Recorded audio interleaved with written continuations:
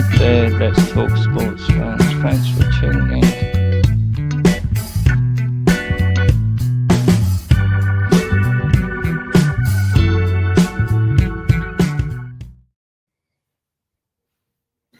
Good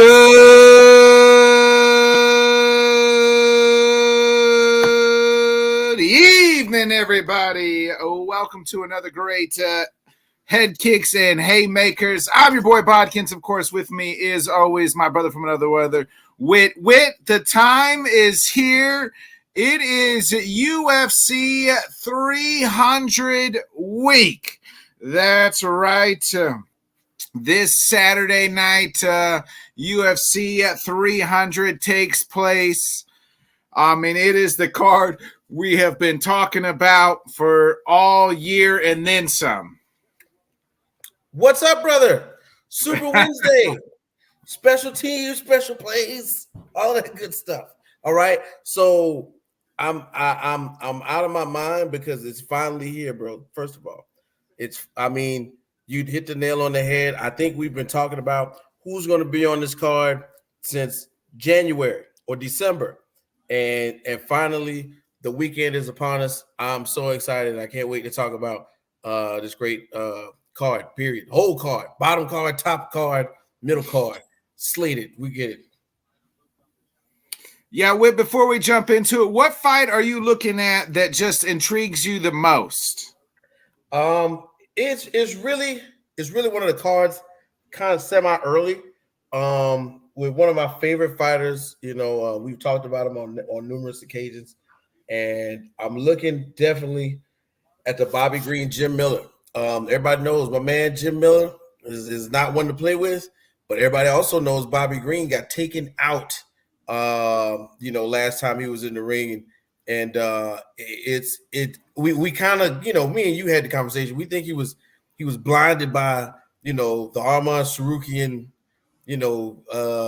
melee that happened in the hotel room, so he wasn't worried about his current opponent at the time, and then he got taken out. But this is UFC 300. There is no excuses for not necessarily coming into this fight to this. I forgot about that, really, and now they're on the same card again. Yeah, right. But I guarantee you they're not going to be anywhere near each other this time. Everything's going to work out perfectly. But I'm looking forward to seeing either Jim Miller show us how good he is again in the ring, or Bobby Green having a bounce back fight for this one, bro. So hey, I'm early. I'm gonna be early. I'm gonna be locked in as soon as this comes on, if I could possibly do it. Yeah, I'm right there too. This is a fight that you got. This card starts at 5:00, and you pretty much got to sit from 5:00 till this is, I think, Central Time, so maybe till midnight, till 1 a.m, maybe 12 o'clock. So it'll be interesting to see.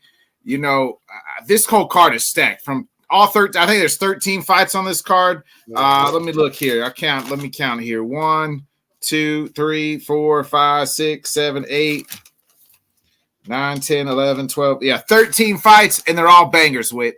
All absolute bangers. I'm intrigued, and we'll start breaking down. I'm intrigued on Kayla Harrison making her UFC debut. I like Kayla, and she's taking on legend that is Holly Holm. I'm intrigued on the main event. Like, we're talking, Hill coming back from Achilles injury, and he was the reigning champ and had to give away the title, and he's coming back in less than a year from tearing his Achilles. It's usually something that don't happen. You got Aljamain Sterling making his featherweight debut on this card. You got a guy that he's taking on Calvin Kattar, who's coming off his own injury. You got Rakic taking on Yuri on this card, and he's coming back after a year off from injury. So there's a lot of like re-debuts, and man, there's just so many fights where you're like, oh, this is like a title. It seems like it has a lot of title implications on all the weight classes up and down the UFC. I mean, dog, you hit the nail on the head. Even the fights that are not necessarily for belts are almost like title fights.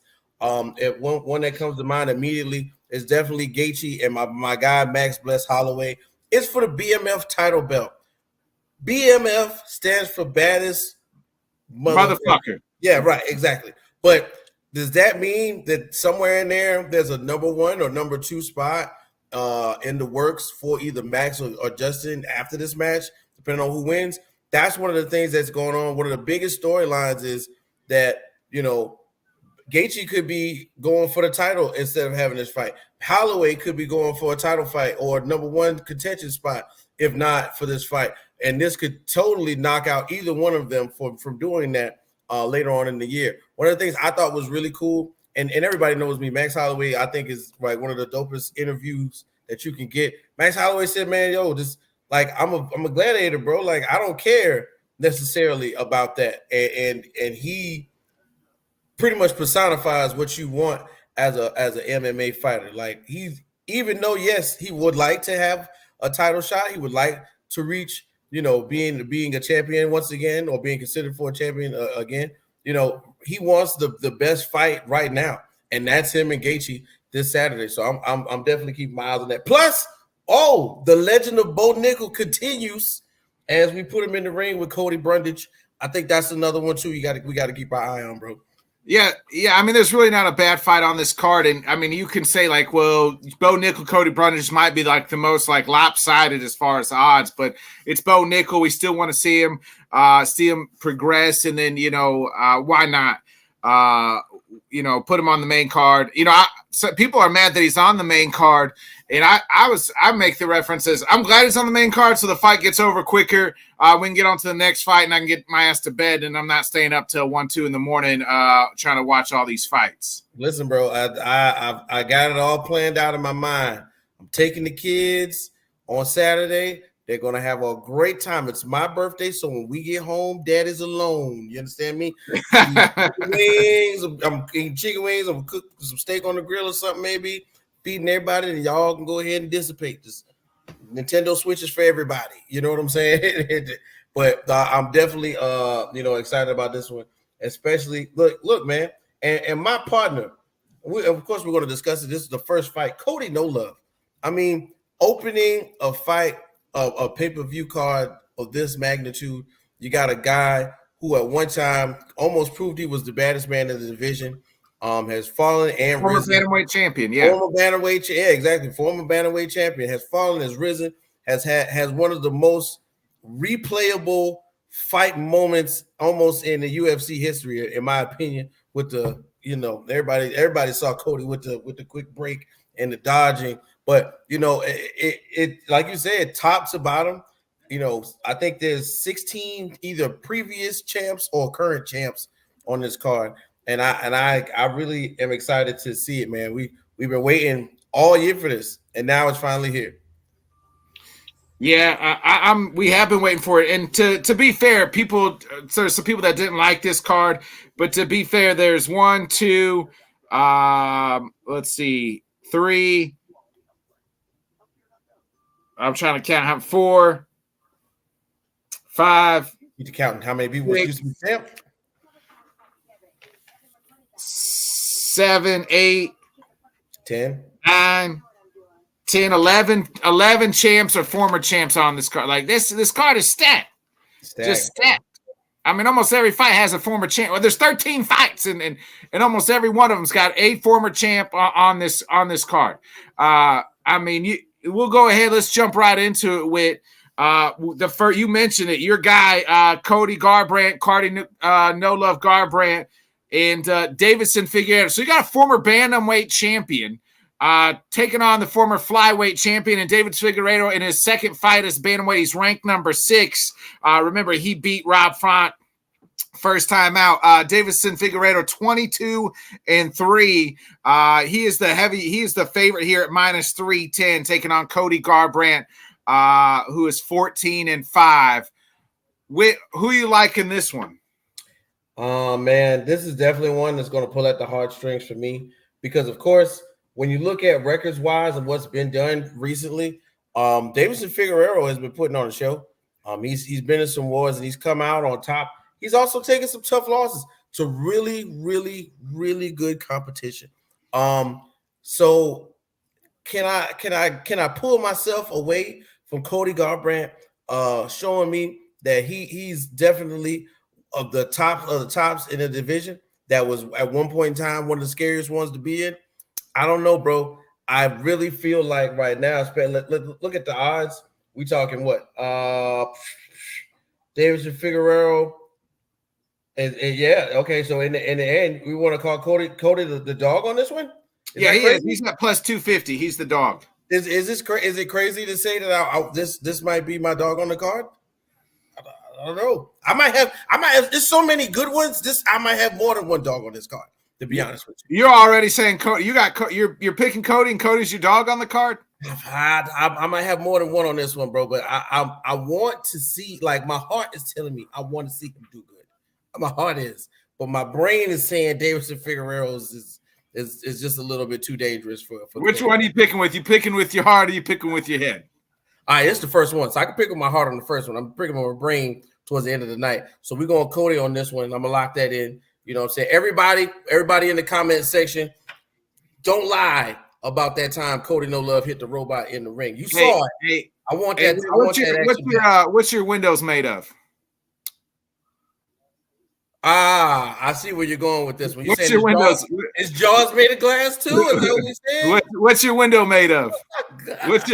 What's your window made of? It's all glass window. Glass. Hey, that's the same thing as Cody Garbrandt's jaw. Oh, darn it! Not lock on this card. I'm going lock early at my other than obviously Bo Nickel, but that's minus way too much. But at minus 310, give me Davidson Figueroa. I like him by KO in about the second round, I think, of Cody Garbrandt. Give me Figgy, can't you see Davidson Figueroa opening up the card with the bang, number 6 bantamweight. Then give him a top 5 guy, a title eliminator after he beats the scrub that is Cody Garbrandt. Oh, man, bro, let me tell you, there will be a time for Cody to rise. I don't know if it's this one, pause, but we'll see. But this is stiff competition. In any of these fights, really is stiff competition. But seriously, though, right here at the very beginning, tops of the fights, plus 250. Come on, bro. If I was to put money on this one right now, Cody takes him out, I'm quitting my job on Monday. And then I'm going back to it on Tuesday. All right. The next fight, we got Bobby Green versus Jim fucking Miller. Yeah. If he's not going to say Bruce Buffer's not going to say it in the ring, I'll say it here on H&H. Bruce fucking Miller or Jim fucking Miller.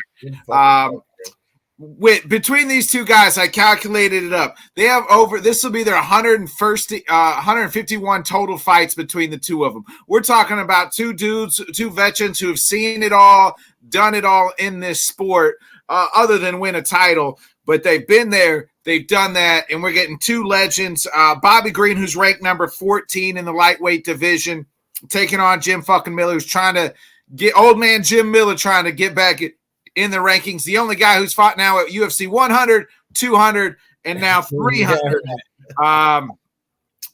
You mentioned it last time out. Bobby Green lost to Jalen Turner, and Jim fucking Miller's he's on a run. He's won 5 out of his last 6, but Bobby Green's a slight favorite here at minus 180. Do you like Bobby Green or do you like Jim fucking Miller? I'm gonna be real about this one right here, man. My mind, once again, my brain is telling me Jim Miller, and my heart is telling me Bobby Green. Jim Miller, of course, I watched the Benitez submission. I thought that was fucking awesome. And then somehow, some way, we get to the point where he's going up against Bobby Green, who took a tough loss there. And once again, we mentioned it earlier, where I think his heart was not into this fight. I think that somehow, some way, Jim Miller sneaks this one over on Bobby Green because he's going to be slipping again. His jaw, everybody says it. When you get concussed like that, it's hard to recover. It's not easy. Even he mentioned it in some of the pre-fight stuff that I saw, because he said he watched the fight. He was like, "Yeah, man, he was wailing on me, and I was unconscious." You never know how that stuff affects you until you get tapped on that jaw again.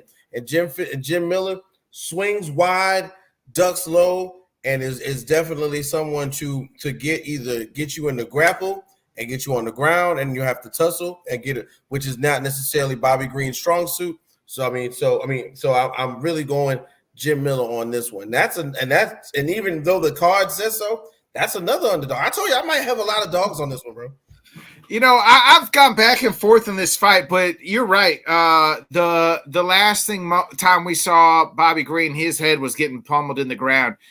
And he kind of said, you know, he said, like, you know, he always wants to go out on his shield, always wants to go down swinging. He said, but the last thing he ever thinks about is the ref, you know, letting them eat a bunch of shots. He's like, because that's their job's to save our lives.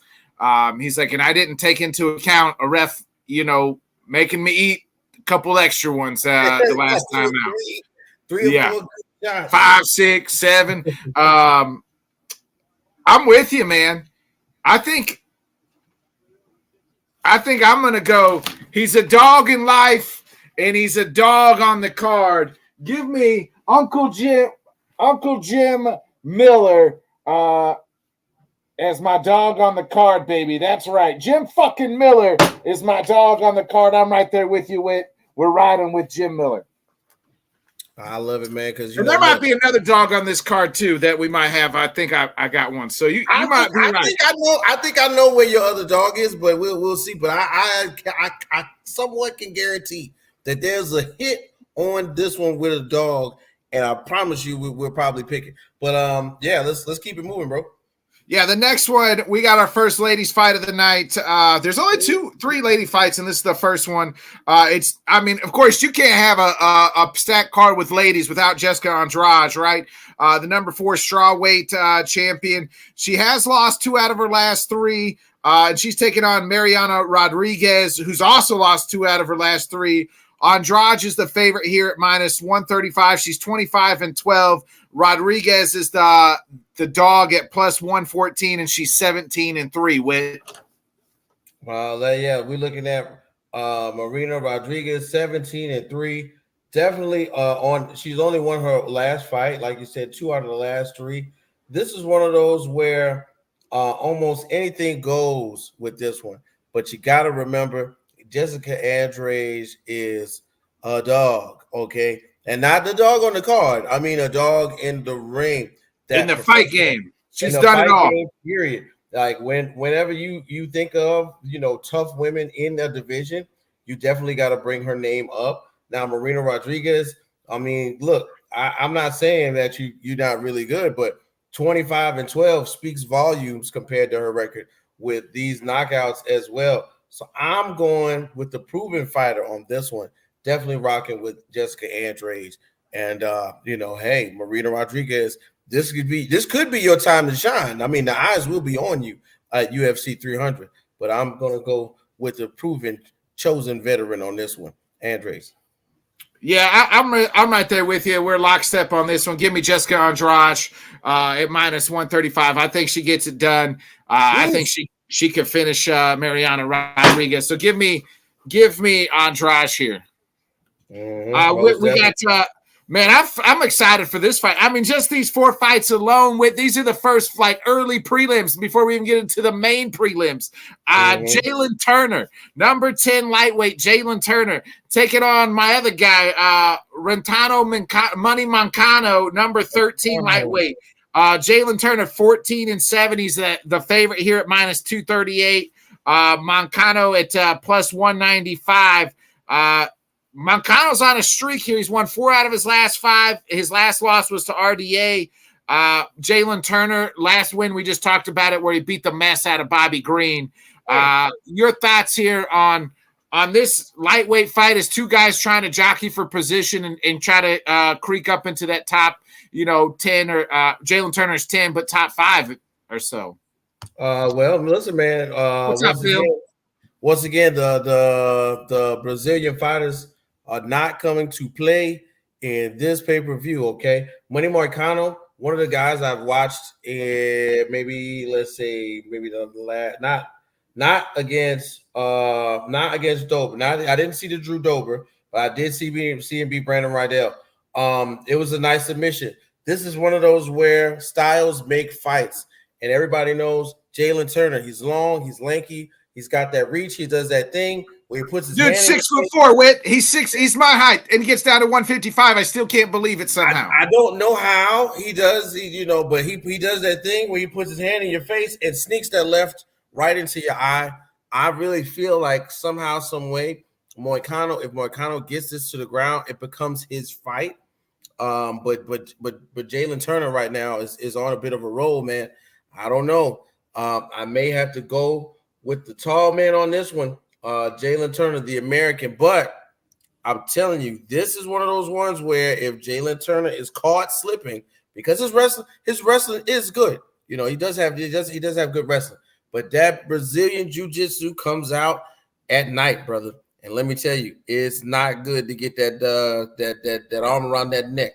So I'm hoping that Jalen Turner can pull it out. But this one screams submission from all angles for me. Who you picking? I'm picking Jalen Turner. Yeah. You gotta stop asking me questions like this, man. I like to straddle the fence. That's what we do. We pick fights here. That's what the point is. You know this. He can't be straddling the fence. We make predictions, okay? It's not as in the words of great Paul Heyman, it's not a prediction, it's a spoiler, baby. This is I think both these guys are gonna want to stand and bang the whole time. We're talking two guys. I love Jalen Turner, man. I have since day one. I don't know how far he'll go at 155. I think he could be a great 170 or eventually, especially because like I said, he's 6'4" when he gets down to 155. It blows my mind every time. I like Jalen Turner here. I like him. I think it's going to be a decision, but this is one of them fights that you got to watch like this because both these guys are going to be in there killing each other.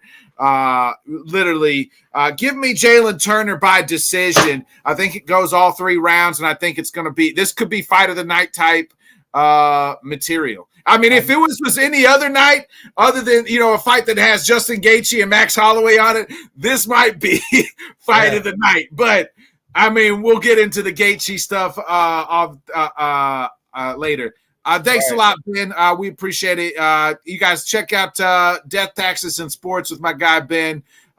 He has been on my podcast a time or two, so great guy. So that was the appetizer. Oh that was God. I don't even know if that's I don't know if that's what's the because if the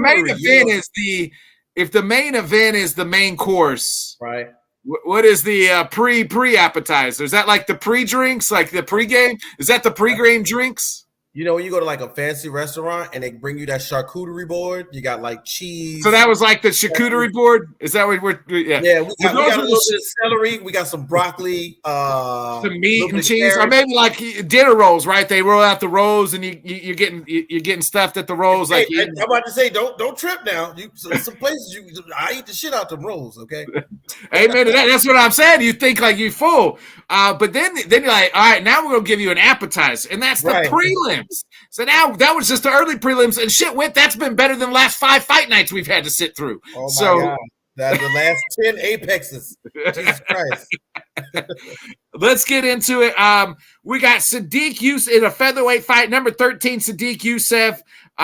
He last fought in October of 2022, so he's had almost a year and a half layoff since we've seen him. He's actually the dog on this fight at plus 120, and he's taking on new fan favorite Diego Lopez, who he's won his last 2 in a row.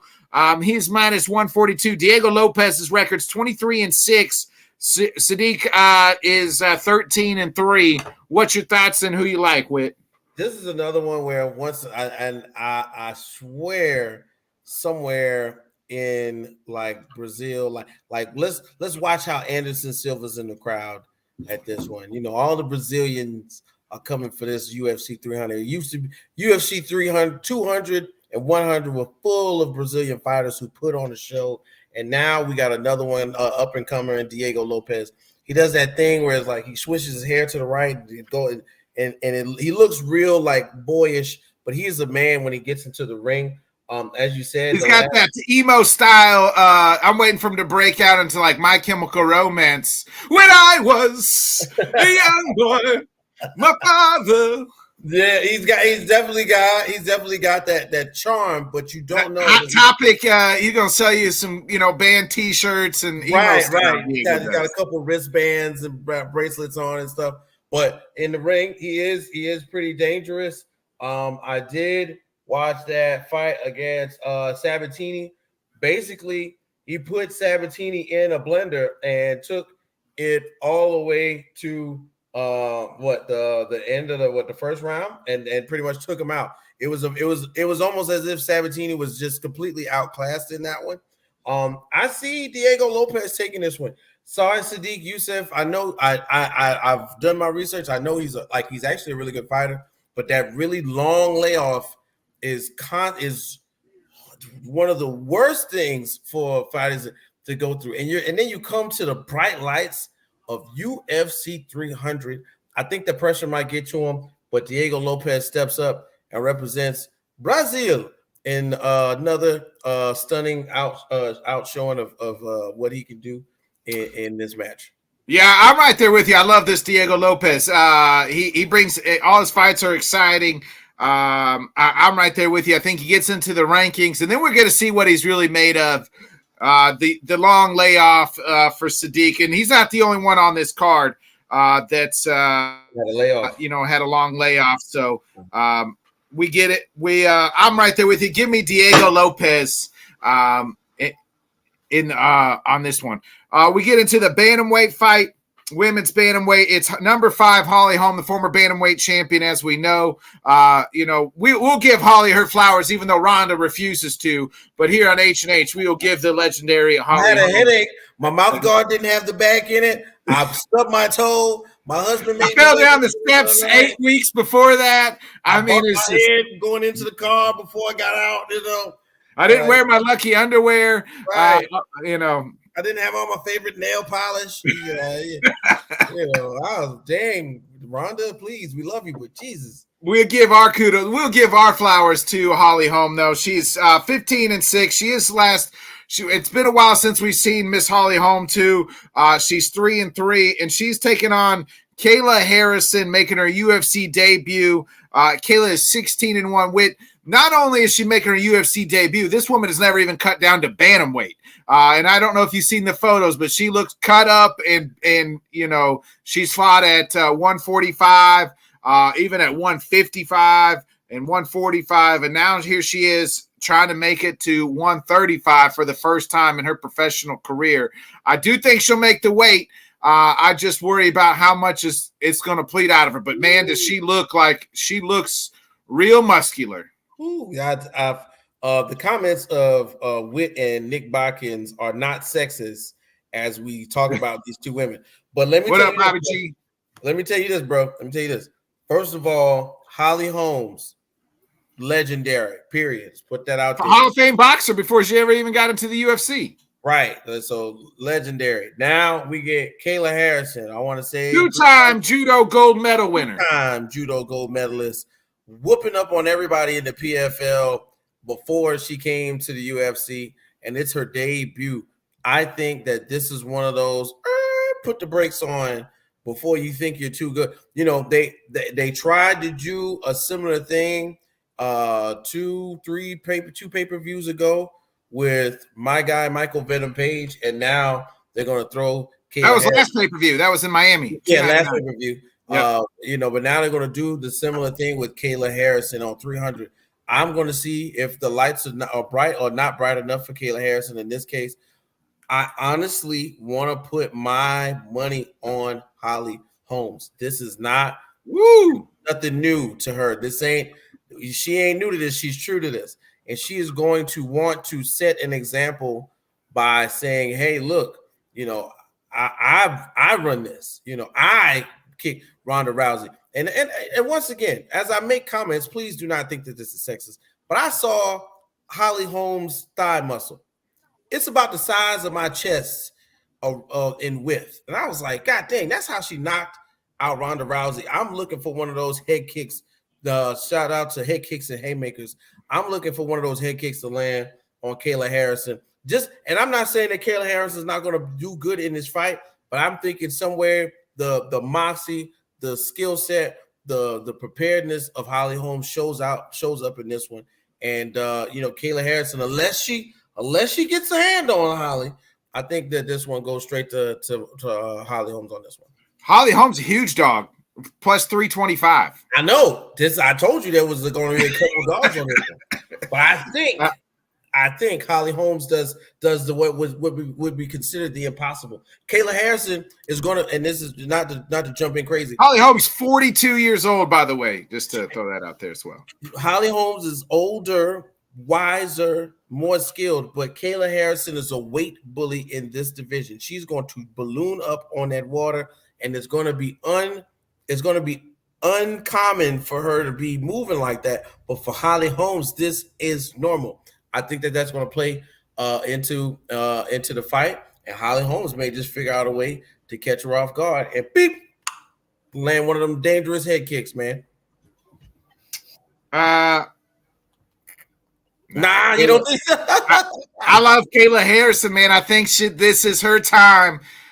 She is on a mission. She's going to make the weight, and she is going to take down. I think if Holly can keep it standing, that favors Holly a little bit. Right. But give me Kayla Harrison, baby. She's going to get it done in her first UFC bantamweight champion, bring some life back into this UFC bantamweight championship. And then, man, imagine her and Juliana Pena both kind of going at it on the microphone. And maybe Kayla gets Amanda Nunes back in the octagon too, because there's a little bit of beef there. So give me Kayla Harrison on this one. We disagree there, Whit. That's all right, man. Brothers disagree every once in a while.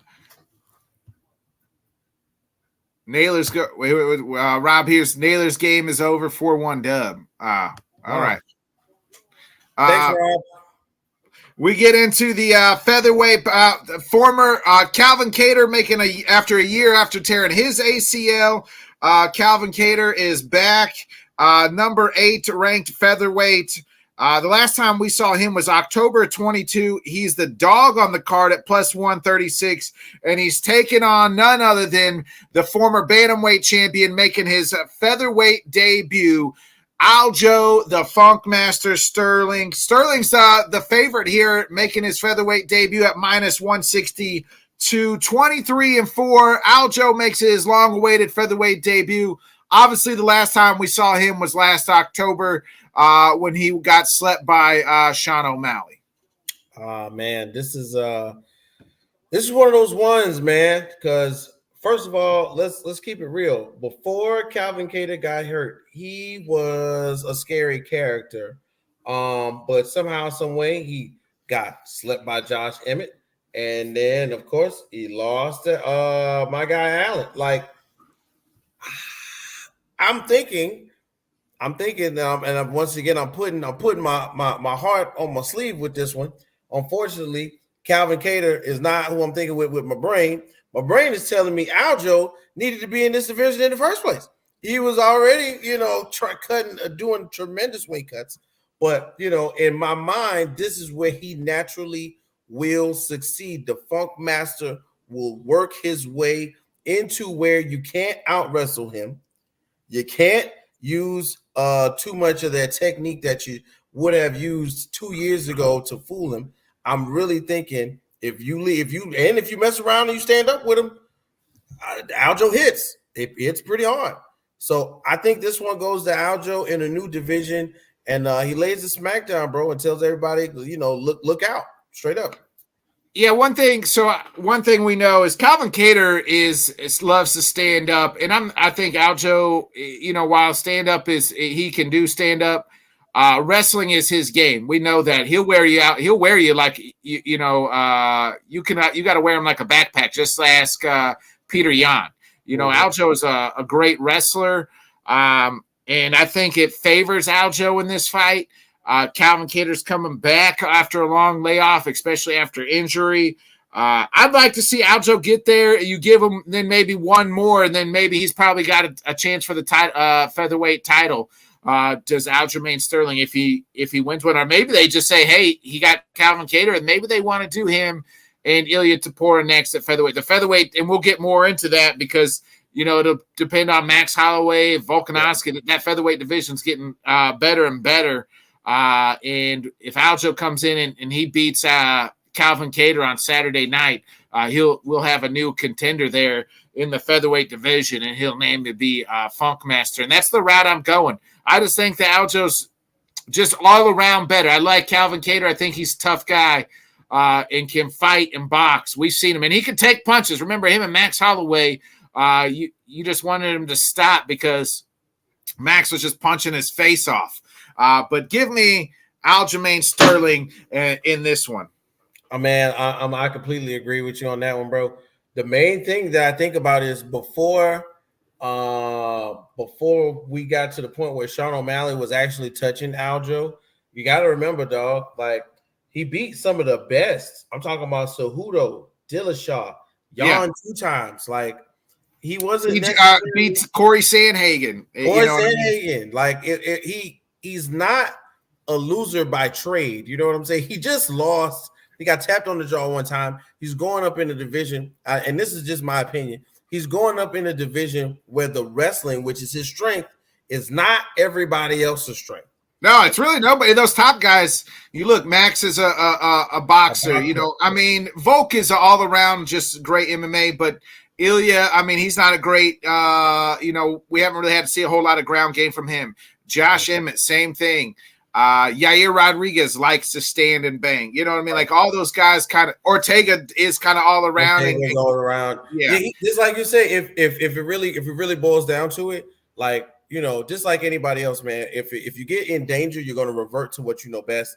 And if ever it turns into, well, hey, I guess I got to wrestle you, I'm going to put my money on Aljo on this one. So yeah, I'd like to see Aljo, if he wins this one, fight Ortega or even Yair, one of those top 2 or 3 guys. And listen, Ortega just not had a great outing. You know what I'm saying? And even Max Holloway, man, just that would be a fun fight. Yeah, yeah. And they don't depend on what Max happens with Gaethje. We got to see what happens with Gaethje and Max that later on in that night too. But definitely, you threw out some good names for him if Aljo wants to see what he's really worth in the division. So, but yeah, he's got to get past a tough game. Always Calvin Kattar. Calvin's no easy out. So as we know, we get into the main event prelims, and that's the light heavyweight bout. The former light heavyweight champion Yuri Prochazka versus Alexander Rakic. Last time we saw Rakic was May 14th, 2002. So he's had over a year and almost 2-year layoff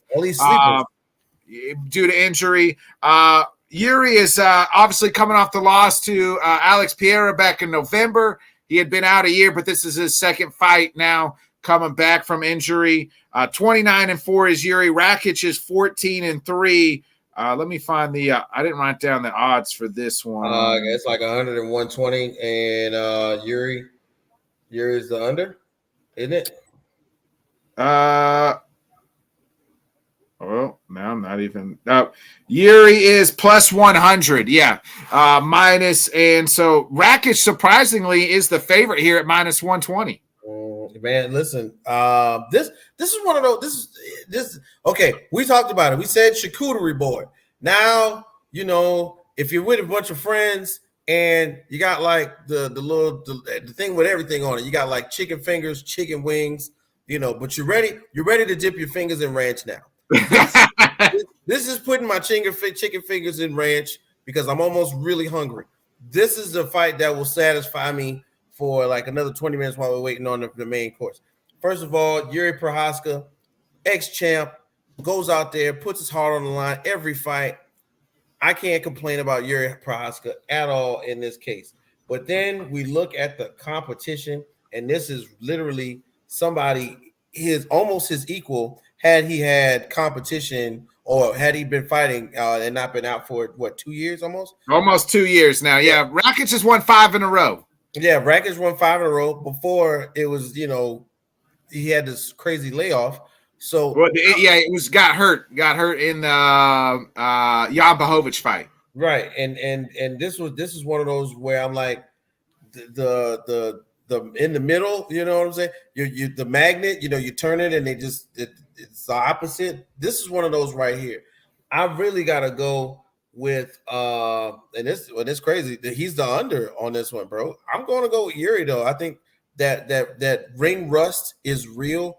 Once again, I think this will be kind of like a theme throughout the night. The lights are going to be really bright on a UFC 300. Somebody is not going to be they're going to think that they're at the top of the game, but they're not. Yuri Prochazka, been somewhere, done some things, had a title, lost it, is looking forward to getting back. I'm putting my money with the dog on that one.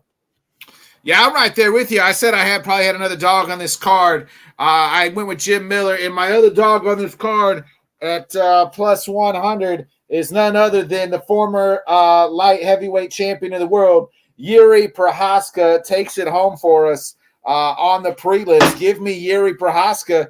I'm a big fan of Yuri. I thought the Alex Pierre match, I picked. I think I might have picked Yuri to win that one. I don't remember so long. But I've always been a fan of Yuri. Just the way he conducts himself, that samurai sword shit gets to me. He's a true samurai, and I just enjoy it. The way he goes about his business. So, man, it's crazy. This could be a main event, on a fight. And this is the last of the prelims. It's just wild to me. This definitely could be an Apex main event. This could be in your city. St. Louis is getting Derek Lewis or some guy I never heard of. I mean, they could have. I would rather took Yuri versus Rakic as the main event in St. Louis than that. But nonetheless, they stacked this card. Unbelievable. Now, when it is time for our main course of the night, it is the main card, and we got. Bo Nickel, 5-0. I mean, the heaviest favorite on this card at minus 2,100, taking on Cody Brundage at plus 1,100.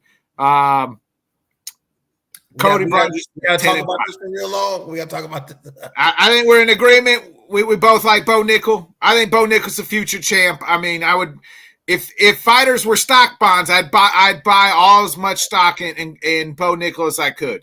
Listen, man. And if everybody in the comment section, I'm sure, and most of the people that we normally watch are avid MMA fans. So shout out to y'all. Everybody knows Bo Nickel is dangerous when he steps his foot in the ring. I can't see it going any other way, and I'm looking for them to go ahead and say, all right, man, title shot or nothing or bust within this year. So yeah, Bo Nickel 5-0. Taking his way, making his way through, the division like it ain't nothing, bro. So definitely going. Yeah, let's get him a real fight. And I don't want to say he's not beating real fighters because he's beating guys in the UFC. He's beating some tough guys, yeah.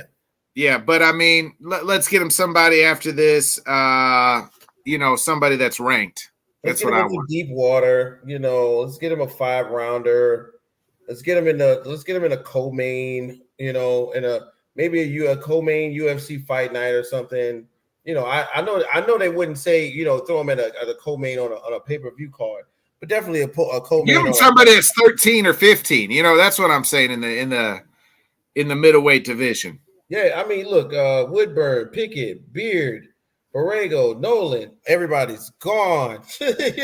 Yeah. Submission, KO. Like, if he gets you on the ground, he's knocked people out. This guy's an All-American wrestler. He is Mr. All-American. You know what I mean? That's what his nickname should be. Bo All-American Nickel. I think actually isn't Chris Weidman the All-American, but we need Captain America. Bo Nickel can be Captain America. You know what I mean? The Red Baron, Red Beard. We got to call him some piratey. You know what I'm saying? Red Death. I don't know. But definitely, I'm rocking with Bo Nickel on this one, dog. Yeah, let's get it, man. This might be one of the most intriguing fights on this main card, and it's the second fight on the night and that's none other than the former lightweight champion Charles Do Bronx Oliveira. Last time we saw him, he beat who did he beat? Boring Beneil, Dariush. Both these guys, their last fight was against Boring Beneil and won both of them. Charles Oliveira, surprisingly, is a dog on this card at plus 185. He's 34-9. Arman Sarukian, he's minus 225, and he's 21-3. He's won 3 in a row here. Arman has, and now it's number 4 versus number 1. In the rankings. Man, bro, listen, this is a true title eliminator. Yeah, this is one where somebody's going home with an empty lunch pail after this one. Okay, for me, this is a story about what it takes to be a real fighter. Like, there's a story behind this one. Du Bronx at the top of the game, walking down beaches with tigers, dyes his hair blonde, starts doing funny things, starts hanging out, loses, goes to the bottom, starts all over. Then we got Arman Sarukian, scary. Nobody knows him, doesn't speak very much in the prelims, but is taking everybody out, including Bobby Green, who was in the hallway minding his business, with Arman Sarukian. I mean, he made easy work of Beneil. Yeah, and look, I mean, unfortunately, Beneil Dariush just happened to be everybody's puppet, and it was ridiculous to see that one. Is this the one where Oliveira continues his ascent, or does Sarukian knock him off of his platform right now? I'm once again, heart definitely is telling me Charles Du Bronx. This is what I want to see him do. Have some tough competition.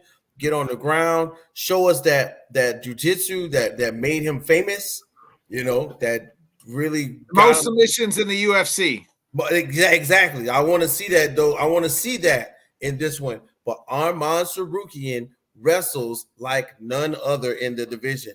Arman Sarukian, another weight bully in the division. He cuts weight, he gets down, but he gets down to 154, 155 and a quarter or something stupid, walks into the ring at 160, 162.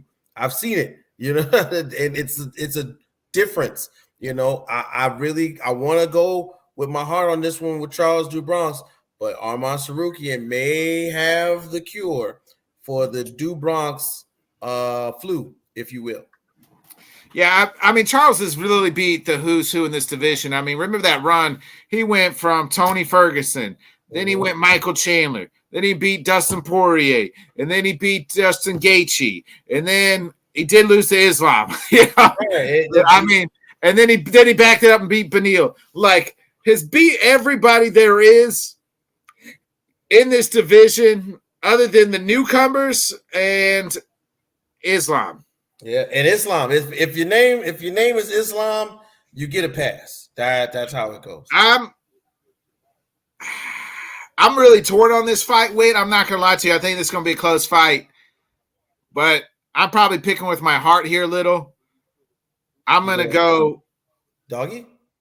Charles Du Bronx Oliveira shows it one more time, baby. Let's go, Charles. Whit, I mentioned earlier that I thought the Jalen Turner and Moncano fight could be fight of the night.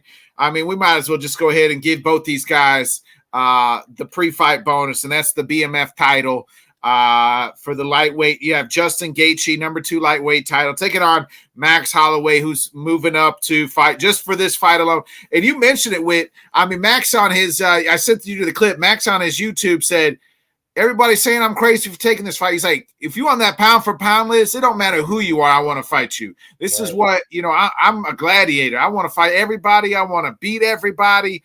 Blessed is best. I mean, I was like, I'm sold, Max. Max just really wants to prove that he's the best fighter in the world. And we're getting 2 of the guys that just love to stand and bang. Maybe the most violent guy in the world in Justin Gaethje. Gaethje is up the favorite at minus 110. Gaethje, obviously, the last time we saw him is when he won that BMF title, when he kicked Dustin Poirier to the moon. Max has won his last time we saw him was when he knocked out Korean Zombie. The only person that Max ever loses to, I feel like, is Volkanovski. But here we are. I mean, this fight, I'm super stoked for this fight. If you're a fight fan, you want to watch this. This is two guys who just want to stand and absolutely throw hands. You know, in like it's New Year's or 4th of July, and you go buying fireworks and you get the big square one, and it's got like the fuse is like this big, but you don't know what's going to happen until the fuse goes off, and then like 20 things just start popping up all over the place, and you're really close to it. This is that fight for me. I know that the fuse is short because both of these fighters, they're not going to go in there and pussyfoot. We're not playing footsie. Ladies and gentlemen, I don't want to, you know what I'm saying? Max Holloway ain't going to tickle, Justin Gaethje's fibula all night long. They're going to start fighting. And the blows are going to be exchanged with this one, most definitely. I am unfortunately so torn because. And it's 5 rounds with 5 rounds. But that's the thing. Somehow, some way, if this gets to 5 rounds, I think it's going 5 rounds. Like, neither one of these guys are easy to put out. You know what I mean? Like, Max Holloway's never been knocked out. No, yeah, Max has never been knocked out, and Gaethje has a stone chin. But I feel like the powers that be between the two of them, they're going to say, "Look, man, don't gas yourself out," because both corners are going to tell you that this guy has a motor. This guy's motor is crazy. Max Holloway, definitely known for his cardio. Justin Gaethje, definitely known for his cardio. The deep water does not scare either one of these guys. When you jump head first into the deep end of the pool, Max Holloway and Justin Gaethje are the guys you want to save you. Okay, but we got to pick somebody for this one, man. Let me tell you something. I don't want to see Max Holloway lose, but this is the one I think he loses, man. It's gonna be real, man. Justin Gaethje put the pause on him, man, and it's a difference. I think that Justin Gaethje having the experience of going through what he's gone through so far, and when I say I love Max Holloway, I want to see them do the thing, the Max thing, where he points at the ground and screams, and they stand there, and Justin Gaethje's not going to run away from that. I want to see it, but I don't think it'll get that far. I'm going Justin Gaethje on this one, like 4th round, bro. Being real. Yeah, I could see it being like a Tony Ferguson type. Remember, like he just pieced up Tony so bad, and they just had to call it. And man, that fight was that was like the definition of the pandemic fights, right? Like there was nobody there, and you could just hear every shot, it was bad. Poor El Kukui. Shout out to him. He ain't never been the same. Put him on this card. Jesus. He's gonna be there. I guarantee you he's gonna be there. Okay. I'm right there with you. I love Max Holloway, but I just feel like when you got to move up, and we've seen Max at 155 fight Dustin Poirier, and I know that was several years ago, and even that was short notice at best too. I'm going to lean towards Justin Gaethje here. I think Gaethje gets this one and puts on a show, and maybe we'll see him later in the year against one last title fight before he said himself he ain't got too much left. So I'm gonna hammer home Justin Gaethje here. Yeah, man. Listen, me and you are in complete agreement, and this is one where I wouldn't, if I had money on the line, I wouldn't be mad if Max Holloway lost. I would be financially upset, but spiritually about how. No, I'm not gonna. I don't have a dog in this fight. I like both fighters. Definitely. So this is definitely like, one of those ones where I'd be happy either way. Shoot, hell, like the way that I picture the fight going, I'd be cool as hell with a draw. This is a draw fight down the middle, and then we gotta do it again in 5 months. You know what I'm saying? But straight up and down, if we gotta pick one this time, I'm gonna go with Gaethje, bro. Yeah, I'm going with Gaethje too. I think it's going to be fight of the night. Might as well. Data's already got the checks written out for him. I think for these two to be fight of the night, sure. Unless something crazy happens, an injury or something. Bonuses in UFC history go to anybody that Justin Gaethje fights with. Yeah. So, hey, but go ahead and put that up. Put that on the bulletin board with a pen. We get into the co-main event, and it's the women's strawweight champion, Zhang Weili. She is the heavy favorite at minus 525. She's taking on Yao Shannin, who is at plus 360. Weili's 24-3. She's won her last 3 in a row, obviously, and then she's the strawweight champion. She beats everybody that's not named Thug Rose. You got to Yao Shannin, 17-3, who's won her last 2. Shay. That's thank you for in Mandarin. I learned that at the buffet the other day. I asked the waitress how to say thank you. But to be real with you, bro, like this is interesting. This is like the land of the rising sun. Like, who's really going to take this? Because there hasn't been a time where you or me or most fight fans have seen this fight or this weight class without Thug Rose in it. Is it a possibility that the changing of the guard happens like really quickly? You know, normally we get a little bit of a run, but is it possible that Yan Xiaonan comes in and takes it immediately from Zhang Weili? It's possible. They are almost the same fighter, in my opinion. Both heavy-handed fighters, both women who have stood and banged in both of their last 2 fights. 2 women who are both tough in this division to either get put on the ground or to get off of the mat. I don't know with this one, man. It's a split for me, but just because the split goes towards the champ's direction, I'm going to roll with Zhang Weili on this one. Not to say that Yan Xiaonan is not comp. This is a draw waiting to happen. I'm telling you. Weili's going to finish her in the 3rd round. You say that, but this is telling you. Weili is too good. Hey, is Yan Xiaonan's name? Hey, what's her name? Who's she fighting? Yan Xiaonan. Oh! So you're telling me she's not fighting Thug Rose, right? Long as it's not Thug Rose, it's okay. As long as it's not Thug Rose, give me Weili all day. Got you, bro. Hey, listen, we're gonna revisit these. We definitely have to make show. And still, UFC Women's Strawweight Champion of the World, Zhang Weili. I can't wait to talk about it next week. Zhang Weili, Yan Xiaonan, Shay, before we even get there. Thank you so much. We get into the main event when it is the light heavyweight title. And there is something to be said. I know it's not maybe the main event that we had, but I do think at one time, and for a lot of time, it's weird that this UFC 300, and this used to be the glamour division of the UFC, right? I mean, you had John Jones, you had Rashad Evans, you had Chuck Liddell, you had Rampage, Lyoto Machida, like a lot of Ortiz, Tito Ortiz. So there's like a litany of great UFC fighters that fought at light heavyweight. And here it is on the biggest card, in the last, since UFC 200, which was also headlined by was supposed to be headlined by light heavyweight in DC and John Jones. But what's up, Bo? But that obviously fell through due to Jones getting into trouble, which nothing's changed. Jones never gets in any trouble anymore. Can I say something real quick? Go ahead. John Jones likes to party when he's not fighting. Leave him alone. Leave him alone. He like to sit in the house with his Malamute. You know how big the freaking Malamute is that he trained? The dog is this big.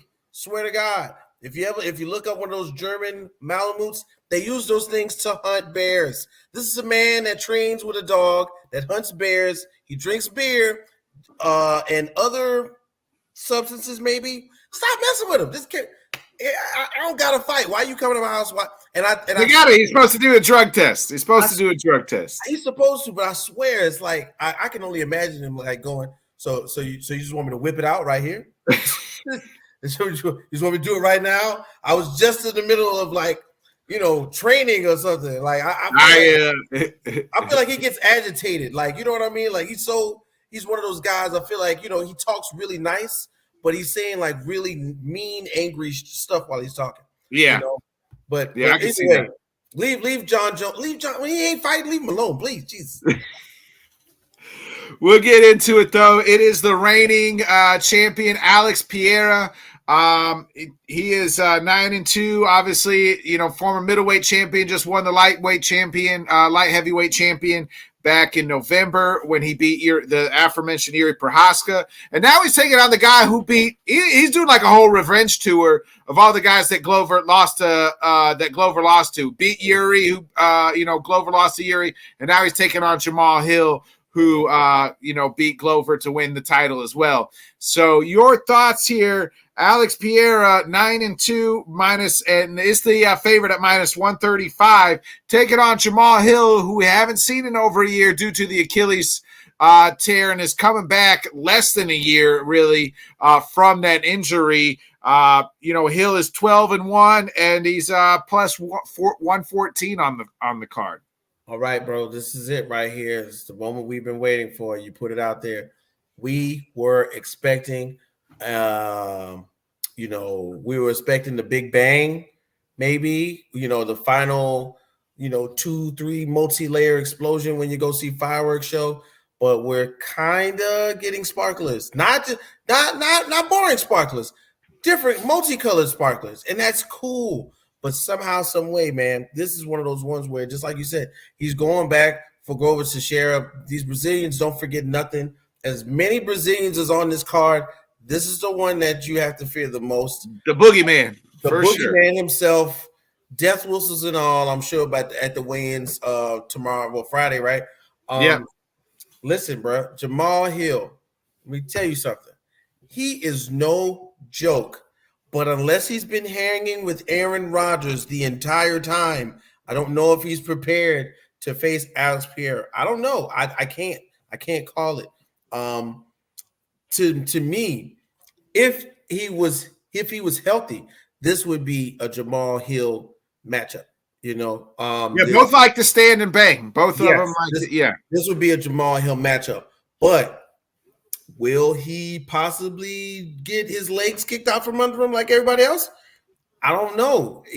In a surgically repaired Achilles. Thank you. This is what I am afraid of. Alex Pereira is notorious for taking out that league leg. Ask Yuri Prochazka how he felt by round 2 about standing in orthodox. Halfway through round 1. After round 1, going into round 2, ask Yuri Prochazka why he wanted to switch stances, because he couldn't put any weight on that leg because it was getting the shirt kicked out of it. Okay, so this is one of those. I want to see Jamal Hill do well. I want to see him recover from his injury. I want to have him be a title contender again.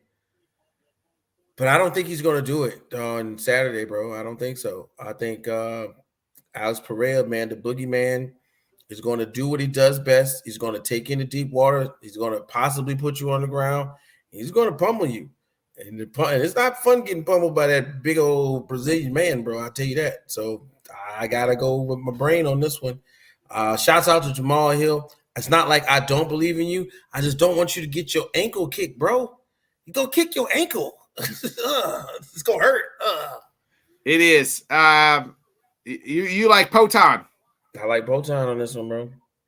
Yeah, I think Alex Pereira, this fight's over in the 3rd round. And still UFC light heavyweight champion of the world, Alex Poton Pereira. Yeah, everybody knows, man. This is UFC 300. We can't play about our picks. I want to say Jamal Hill is going to pull off the most ridiculous, tremendous comeback in UFC history. We never saw it before. Oh my God, he had the Achilles injury. He knocks out Alex Pereira. Alex Pereira ain't coming in there to play with you, boy. He ain't playing with you. He not. He gonna shave his head and all of his body hair and come in there to whoop ass like he has in the last 2 or 3 fights that we've seen in 2 separate divisions. And I don't think he's ready to give up the belt that easy, bro. Yeah. No doubt. You're exactly right, Whit. Whit, before we get out of here, you got anything else going on the rest of the week before we sit down Saturday night, UFC 300? Man, you know what? To be honest, and happy birthday to you, my man. Happy birthday to you. Thanks, bro. To be honest with you, Friday I'm supposed to be going to pick up my son from South Carolina, so I'm not doing shit until UFC 300. To be honest with you, because I'm gonna be playing dad with new baby, old baby, bonus baby, light skin baby. Everybody's gonna be hanging with me. I'm gonna be doing the dad thing. I'm taking the kids to Legoland. I'm not even celebrating my birthday like I used to with drugs, alcohol, and several women. I'm going to do something that a father should do and take my kids to have fun for my day. Hey, well, happy birthday to you, Whit. Hope you guys enjoyed on Legoland Saturday. And happy birthday. How old? We 37, bro. We the same age. That's right. We're 37. So happy birthday to you, Whit. I enjoy always doing the show with you every Wednesday, man. I look forward to it. From the bottom of my heart, brother, you are family, and always got your back. So happy birthday to you. I'm doing the same thing this weekend, actually. Friday, my son just turned 14 on last Monday. I bought him tickets. We are going to Memphis Grizzlies versus the LA Lakers game this Friday. My son's a big basketball, loves NBA, loves basketball. And there's just something, when you're dad and your kid enjoys this huge gift that you have given him. So he's super stoked about it. I've never been to an NBA game, so it's kind of like my birthday with his birthday, since our birthdays are kind of close together. So we'll be headed to Memphis to watch the Grizzlies Lakers play. LeBron, please play. Please play LeBron. That's all we ask. I hope D Rose maybe gets in the game. If D Rose gets in the game, I'll be happy too. So. Listen, I went to my first game prior to like a week ago. I went to see the Magic play the Lakers, and I was surprised because Kawhi, Paul George. You mean the Clippers? The Clippers. Yeah, the Clippers. Yeah, I saw the Magic play the Clippers, and everybody played and was actually really cool to see that close up. So I hope you and your family enjoy going to see that Memphis Grizzlies Lakers game. LeBron and AD, please play. Yeah, AD's a little banged up, so who knows? But if LeBron plays, I'll be happy. So, and if D Rose gets in the game, I'll be happy too. So, right. Love both those guys. So nonetheless, it's been another great episode of Headkicks and Haymakers. I'll also be back tomorrow night with the guys at the LTS show. Please tune in 8:00 Central, 9 Eastern for that.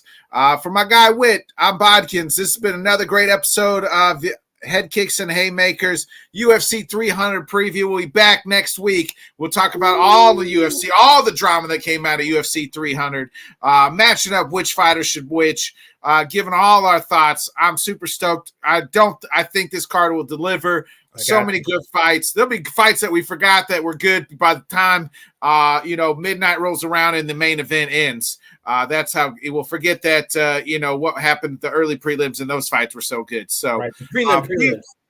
Be a friend, tell a friend, folks. Like, subscribe, share. For the birthday guy on Saturday, I'm Bodkins. That's Whit. We'll see you later. Thanks so much for joining us, and until next time, let's talk sport, friends. Thanks for watching.